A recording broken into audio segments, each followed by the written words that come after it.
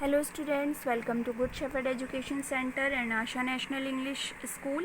Today we conduct class 5th, subject आपका English है और आज हम पढ़ेंगे chapter the shoe shine boy यानी कि चैप्टर 4। ये आपकी स्टोरी है जो एक लड़का है जो शू पॉलिश करता है यानी कि जूते पॉलिश करता है, उसकी स्टोरी है। ये यहाँ पे दिखाया गया है कि इस स्टोरी में बताया जा रहा है कि जो लड़का है उसका नाम है गणेश। ओके, जो गणेश है वो जो है जिस गांव में रहता है वो बहुत ही बैकवर्ड सा गांव है, यानी कि जैसे वहाँ पे किसी चीज़ का डेवलपमेंट नहीं है, किसी चीज़ का विकास नहीं है, होपलेस है, मतलब निराशावाद से भरा हुआ है।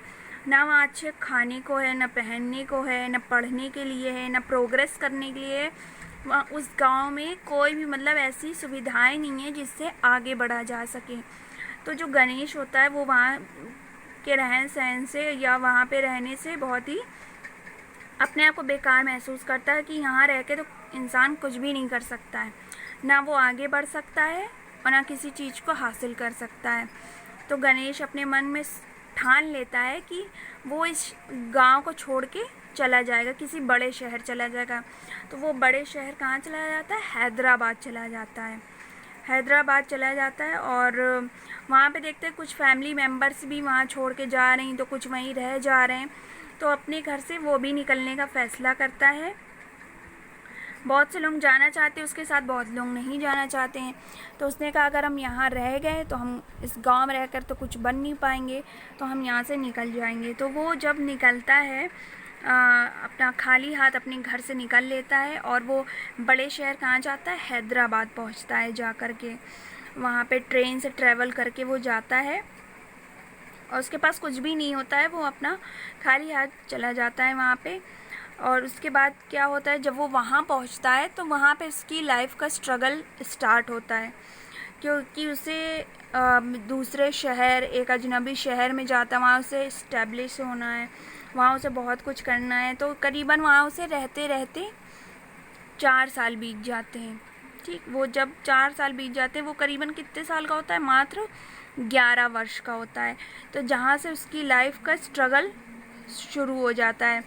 वो मतलब जगह जगह छोटे मोटे काम कर लिया करता था और वो शू पॉलिश करा करता था ट्रेनों वगैरह में, और या फिर मतलब आपने देखा होगा स्टेशन के पास बैठ के या कहीं बस स्टैंड के पास बैठ के वो हर एक के जूते साफ़ करता था। यही उसकी रोजी रोटी थी, इसी से वो कमाता था, बहुत मेहनत करता था। ठीक, और कभी भी वो एक अच्छा लड़का था, उसके अंदर चोरी करने की या कोई भी ऐसी गंदी आदतें नहीं थी, वो बस ईमानदारी से अपने काम को करता था। तो आगे ये दिखाया गया है। फिर ऐसे ही करते करते वो मतलब इसी तरीके से अपना भरण पोषण करता था और उसकी लाइफ में ढेर सारा स्ट्रगल था। काफ़ी उसकी जर्नी जो रही लाइफ की वो टफ़ रही है, स्ट्रगल से भरी रही है। तो जो उसके जो फ्रेंड्स सर्कल थे, यानी कि जहाँ पे वो शू पॉलिश करता था वहाँ पे उसके बहुत सारे दोस्त बन गए थे।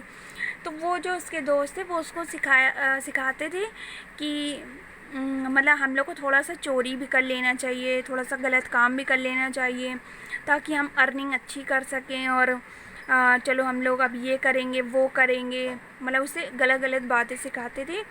लेकिन जो गणेश था वो इस टाइप का लड़का नहीं था, वो एक अच्छा लड़का था, अच्छा सेंसिबल था। उसको वहाँ धीरे धीरे वहाँ के सभी लोग उससे जब जानने लगे थे और वो अपने दोस्तों से कहता था, वेल मैनर था, अच्छा बिहेवियर था उसका। वो अपने दोस्तों से कहने लगा कि मेरी माँ हमेशा मुझे सिखाती है कि कठिन परिश्रम करने से ही हमारे बंद रास्ते खुल जाते हैं, कठिन मेहनत से हमारे बंद रास्ते खुल जाते हैं। तो इसलिए हमें देखो ये गलत रास्ता नहीं चुनना चाहिए कि हम बेगिंग करें, स्टीलिंग करें, और ये सब करना गलत चीज़ है मेरे हिसाब से। और तुम लोग को जो सही लगता है तुम लोग वो करो, और मुझको तो ये सब काम नहीं करना है। मैं अपन तो वो लोग उसे कहते फिर तो तुम ऐसे शू पॉलिश करते रहोगे। तो वो बोलता है नहीं ठीक है, हमें जो कर रहे हैं हम करने दो। फिर भी वो उसके दिमाग में उन लोग की बातें घूम रही होती है। तो वो उसके दोस्त कहते हैं हम लोग को करना ही क्या है, जब ट्रेनें खाली हो जाएंगी जब ट्रेन से आपने देखा है सभी यात्री लोग उतर जाते हैं तो ट्रेन में क्या बचता है? खाली टूटे फूटे डिब्बे पड़े रहते हैं, डिस्पोज़ल पड़े रहते हैं, प्लास्टिक की बॉटल्स पड़ी रहती हैं। तो और या कभी बाई चांस किसी का कोई अच्छा सामान छूट जाए तो लोग उठा के रख लेते हैं, तो उनका फ़ायदा हो जाता है। तो उसके दोस्त भी यही कहते हैं, हम लोग ट्रेन में यही सब ढूंढेंगे, देखेंगे हम लोग के हाथ, अगर कुछ लग जाता है तो अच्छी बात है, नहीं लग जाता है तो देखा जाएगा। और फिर ऐसा ही कुछ होता है। 1% वो सोचता है गणेश कि चलो ये लोग सही कह रहे हैं, हम भी इन लोग के साथ यही करेंगे। तो एक दिन वो लोग शू पॉलिश करने के बाद और जैसे ट्रेन के सारे यात्री उतरते हैं, ये लोग ट्रेन में चढ़ जाते हैं और देखते हैं सभी लोग ऊपर नीचे इधर उधर सब ढूंढना स्टार्ट कर देते हैं। वहीं पे थोड़ी देर बाद क्या देखते हैं कि गणेश को एक बैग मिलता है। गणेश को एक बैग मिलता है, ब्रीफकेस मिलता है। तो गणेश उस ब्रीफकेस को लेकर तमाम बातें सोचने लगता है। उसके मन में हज़ारों बातें आती हैं कि अगर ये ब्रीफकेस मतलब मैंने खुद रख लिया और पुलिस तक ये बात पहुंच गई तो मुझे तो भैया भारी पनिशमेंट मिल जाएगा, तो और नाम भी ख़राब होगा। और तो अब क्या किया जाए? तो उसके मन में तमाम ऐसी बातें आती हैं, बहुत सोचता है। फिर उसके बाद कहता है कि पता नहीं इसमें किसका कैसा सामान होगा, ये हम स्टेशन मास्टर को जाकर वापस कर देंगे, और मेरे हिसाब से ये अगर पुलिस तक बात गई तो मतलब कि हमें पनिशमेंट हो सकता है।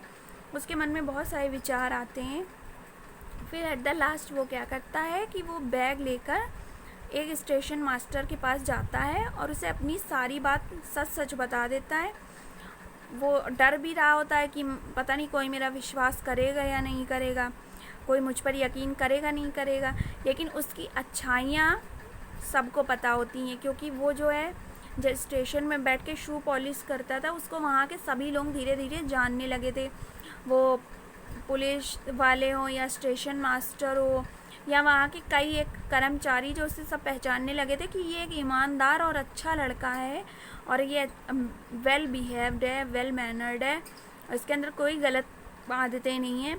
तो ये जैसे ही बैग लेके स्टेशन मास्टर के पास पहुँचता है, स्टेशन मास्टर को वो पूरा बताता है कि किस तरीके से मुझे बैग मिला, तो मुझे लगा ये मुझे आप तक दे देने चाहिए, क्योंकि जिसका है ये उस तक पहुँच जाए।